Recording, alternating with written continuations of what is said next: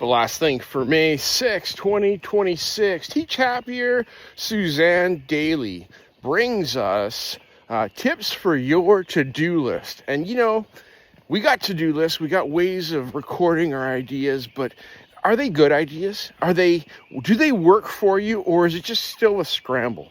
I think I have to-do list strategies, but it's good to hear others' strategies because it can help us along our way to fine-tune our strategies that we use.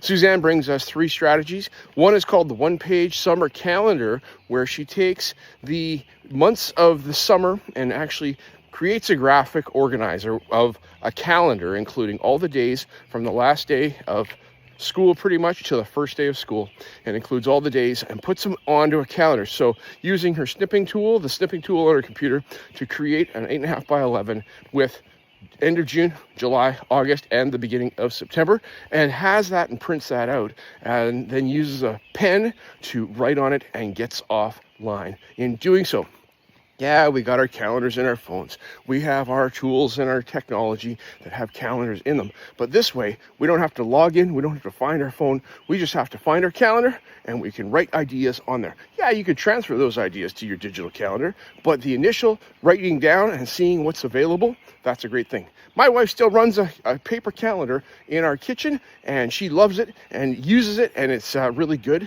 And so this is an idea like that for you to do for yourself.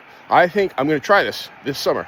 The next is a 4-square to-do list, where you take a piece of paper, fold it into 4, and then each of those 4 quadrants gets a heading, like end of June things, Pro-D things, hobbies, and other things that are relevant to you at that moment, so that you can approach those things. Write down those little ideas in those 4 squares. They could go on your calendar as well, but this way you can see the little tasks in spaces and be able to accomplish those. Then cross them out and you get a dopamine hit. Suzanne talked a lot about dopamine in this episode, and how it is so relevant for our sense of accomplishment and our happiness in our brains as that chemical that we like to get on a regular basis. And the first thing that she talked about was the reminder app on her phone, and how we can have a to-do list, a reminder app on our phones, and put things in there. And I like the reminder app because I see it in my calendar, actually, on my phone when I'm scrolling through looking to see what I have to do today. That's awesome. But the bottom line, figure out means and strategies for yourself to be able to accomplish and be successful in your space and get that dopamine hit. Okay.